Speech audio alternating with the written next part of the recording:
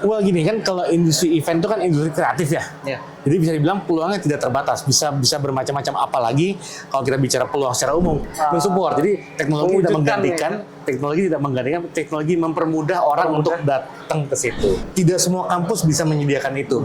Masih banyak kampus-kampus lain, jadi memang ketika kuliah ya belajar aja. Tapi kalau di MNP, saya lihat itu memang sudah menjadi sebuah keharusan mahasiswa untuk bukan hanya belajar, tapi terjun langsung ke dunia kerja.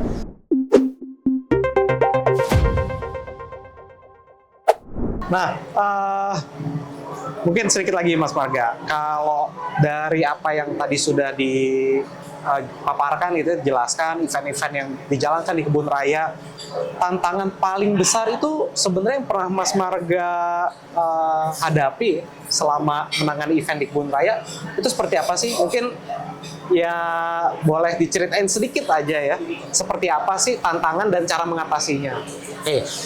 Tantangan sih aku akan terangin ada dua, Mas. Ya, dua. Dan boleh juga kasih contoh ya. Dua-duanya contoh kan? Contoh, oke. Saya pelaksanakan. Ya. Contoh paling umum, cuman itu nggak bisa lupa dari memori saya, tantangan COVID. Oke. Itu udah paling berkesan sekali buat saya. 2021 berkesan, super berkesan. Pas baru pegang Kebun Raya terus hantam COVID. Betul. Jadi kalau boleh cerita dikit, kita kan baru mulai Januari 2020. Maretnya tutup. Iya, betul. Langsung. Wah, segala rencana yang dibuat sirna. Jadi itu pertama, itu karena yang tantangan COVID aku nggak akan cerita banyak karena itu kan sudah umum ya, semua orang merasakan. Cuman mau nggak mau itu tantangannya. Betul. Kedua, tantangan yang akhirnya kita seiring dengan berjalan waktu kita bisa bisa kelola tantangan ini. Jadi tadi kan aku cerita ya, Kebun Raya itu kan memiliki nilai-nilai lingkungan yang sangat tinggi. Jadi ketika kita bikin event itu harus diselipin pesan-pesan lingkungan tersebut. Nah, pada awalnya kita kagok, Mas. Ya, jujur, pada awalnya kita kagok ya. Mungkin ya kayak misal ya Mas gitu ya. Mas kan di dunia akademik. Ya. Tiba-tiba suruh megang kebun kan. Itu saya nggak mau sok jago, pasti saya kagok. Kita semua kagok pada masa itu. Tapi gimana kita mengolah tantangan, jadi ya dalam setiap apapun yang kita lakukan di sini, kita harus paham betul bahwa kita harus menjaga nilai-nilai Kebun Raya atau nilai lingkungan, dan karena kita wisata, nilai-nilai tersebut kita sebarkan ke umum, jadi edukasi. Makanya tempat ini kan sebenarnya edu wisata. Jadi kita harus bisa mengelola tantangan itu menjadi sebuah kekuatan untuk mendeliver itu ke umum. Ketika kita mengelola tempat seperti ini, Kebun Raya yang syarat dengan lingkungan, awalnya kita bingung, tiba-tiba kita nggak tahu, tiba-tiba rumput rusak itu bisa dikomplainnya seperti apa. Jadi ketika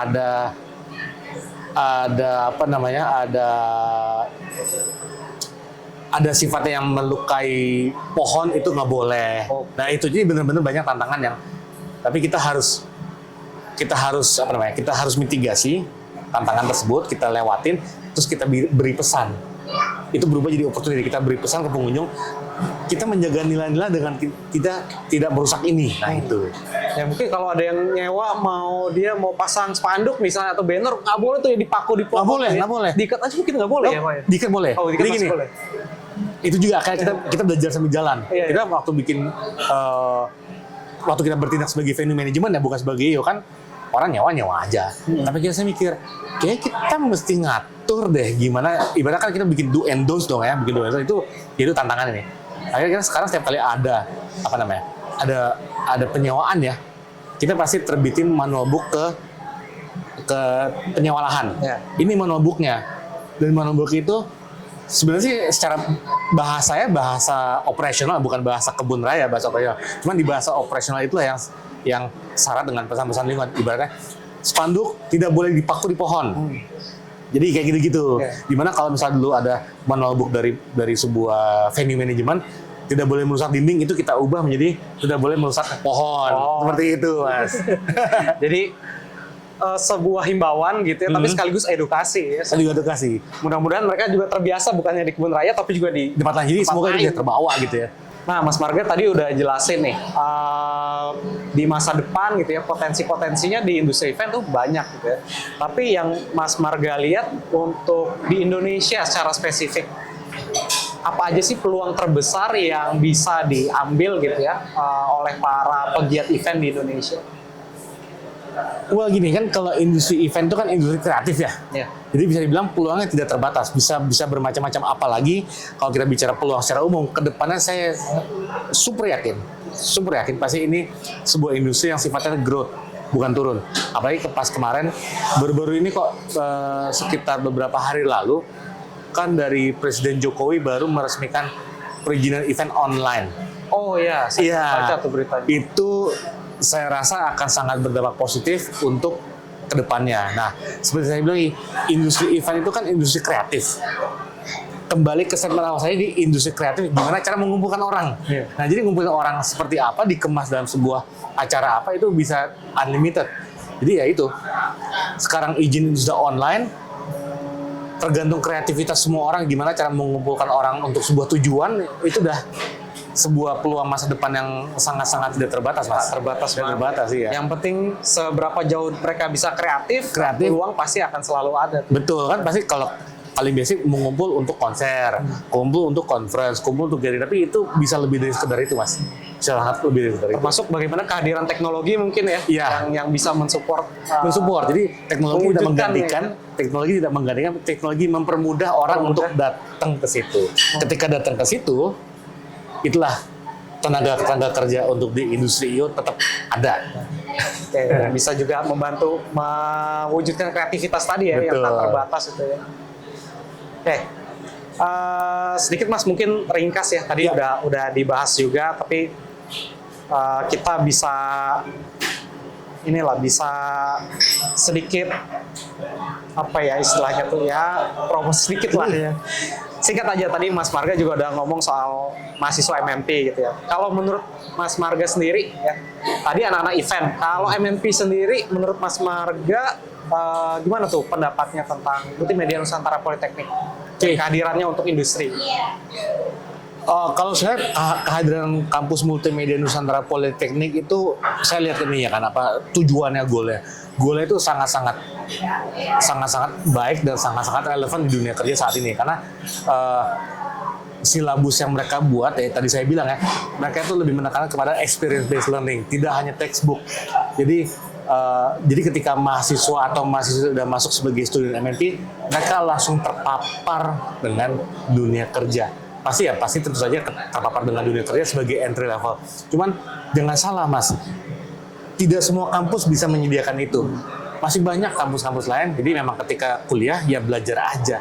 Tapi kalau di MNP, saya lihat itu memang sudah menjadi sebuah keharusan mahasiswa untuk bukan hanya belajar, tapi terjun langsung ke dunia kerja. Nah, paling nggak itu sih salah satu keunggulan yang saya sangat suka dari kampus MNP. Apalagi saya lihat secara infrastruktur kampus memang benar-benar sudah dipersiapkan dengan matang di Gading Serpong. Kan Gading Serpong itu kan daerah Tangsel yang lagi berkembang ya. Jadi pasti banyak activity di situ, banyak bonus demografi di situ, calon-calon mahasiswa, dan banyak juga event-event akan di situ. Jadi event-event atau lapangan pekerjaan yang lain, karena kita nggak bicara Jakarta, kita bicara Gading Serpong berarti Tangsel. Nah itu juga daerah yang berkembang, bukan hanya dari sisi event kan. Kalau di MNP kan ada juga digital digital mata kuliah, digital animation. Itu juga kedepannya kan juga pasti sebuah lapangan pekerjaan yang akan dicari-cari orang gitu. Iya, Gitu. Dan saya rasa kehadiran kampus MNP itu bisa bisa meng-cater kebutuhan. Jadi saya sangat salut sih sama visi misinya MNP. Dia bisa membaca apa yang dibutuhkan dalam rentang waktu 10-20 tahun ke depan. Seperti itu, Mas. Oke. Nah, terakhir nih Mas, tapi ada dua pertanyaan ya. MNP mau bikin MNP Fest, MNP Festival gitu ya. Event ya, ada event musiknya, ada talk show-nya, ada kompetisinya beragam gitu ya. Saya mau tanya yang pertama dulu, pesan-pesan yang Mas Marga mau sampaikan ke teman-teman mahasiswa MNP yang mau menyelenggarakan MNP Fest. Ini seperti apa nih, Mas? Oke. Pesan-pesan saya buat mahasiswa-mahasiswi yang sedang mengerjakan MNP Fest, tetap semangat, dan yang paling penting adalah serap ilmunya, karena ini akan menjadi lapangan pekerjaan kalian nanti, ini akan menjadi profesi kalian nanti. Serap ilmunya, koordinasi antar teman, habis itu jangan lupakan teori, karena apapun yang sudah diajarkan oleh dosen, itu teori itu adalah kerangka berpikir aja. Kerangka berpikir, kerangka bekerja. Nah, ketika bekerja, teman-teman mahasiswa MNP sudah mempunyai keunggulan, mereka udah kerja duluan, di mana banyak mahasiswa masih berkutat dengan ujian-ujian. Ujian kalian adalah penyelenggaraan MNP Fest yang lancar. Iya. Begitu kan? Begitu kan? Jadi enak nih, lucu nih. Jadi teman-teman bisa menganggap MNP Fest itu sebagai ujian akhir kampus. Tapi di sisi lain, teman-teman juga menganggap ini simulasi kalian untuk masuk ke dunia kerja nanti.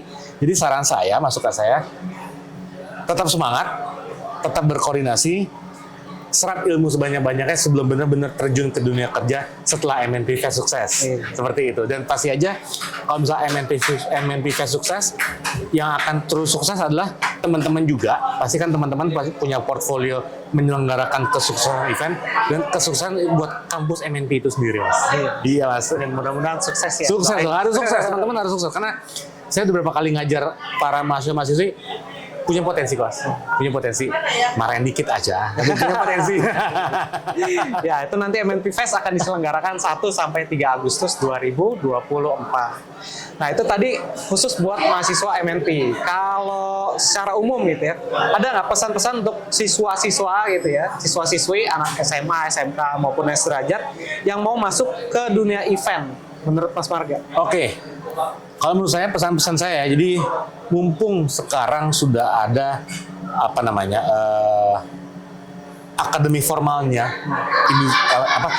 edukasi formal, akademi formal tentang industri event, dan emang ingin masuk ke industri event, saran saya sih segera ambil peluang ini dengan mendaftar menjadi mahasiswa MNP, Multimedia Nusantara Politeknik jurusan event. Kenapa? Karena yang tadi saya bilang, Mas, sekitar 2 dekade yang lalu lebih, tidak ada jurusan event di mana pelaku-pelaku I.O. zaman dulu adalah kecelakaan kerja semua, ya kan? Otodidak juga. Jurusannya nggak ada, nggak diajarin di kampus, jurusannya macam-macam, tapi kerja sebagai I.O. Tapi alhamdulillah sekarang kita menjadi industri, dan kedepannya itu akan kedepannya akan terus menjadi industri, Mas, tidak akan hilang. Nah, karena karena MNP sudah selangkah di depan, sudah menyiapkan sebuah kurikulum program resmi tentang sarjana terapan industri event. Saran saya, kalau apabila calon-calon mahasiswa-mahasiswa untuk ingin terjun ke dunia event, ambil program akademik ini. Gitu, Mas, pesan saya. Terima kasih banyak, Terima kasih, Mas sama-sama. Marga. Selesai sudah asik episode kali ini. Terima kasih sekali Terima kasih, lagi. Mas. Terima Nah, kasih. saya mau infoin buat teman-teman yang mau bergelut ya atau menggeluti dunia event, mau kuliah di bidang event, ada program studi event manajemen di MNP. Salah satu cara buat masuk ke program studi tersebut adalah melalui beasiswa karya terapan. Nah, teman-teman perlu tahu bahwa di beasiswa karya terapan, untuk yang mau masuk ke program studi event manajemen itu bisa menukarkan portofolio ya, seperti sertifikat atau bukti-bukti bahwa mereka sudah pernah atau bahkan sering menjadi panitia event, baik itu di tingkat sekolah, lokal, nasional maupun internasional. Nah, teman-teman bisa menukarkan portofolio tersebut jadi beasiswa hingga 100% sampai lulus gitu. Wah.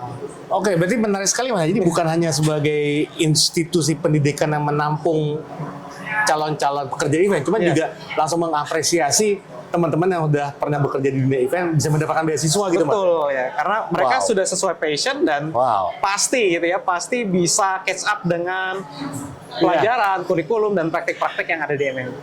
Oh, menarik sekali tuh. Ya, buat teman-teman, ya kalau misalnya ada kesempatan seperti ini, saran saya ya, teman-teman ya, ambil ya, teman-teman. Terima kasih sekali lagi, Mas Marga. Terima kasih buat Kebun Raya ID ya. Terima kasih juga, ini tempatnya kita di Resto Rasa ya, di Kebun Raya Bogor. Saya Fahri Dinansyah, sampai jumpa lagi di Asik yang selanjutnya. See you, Pro.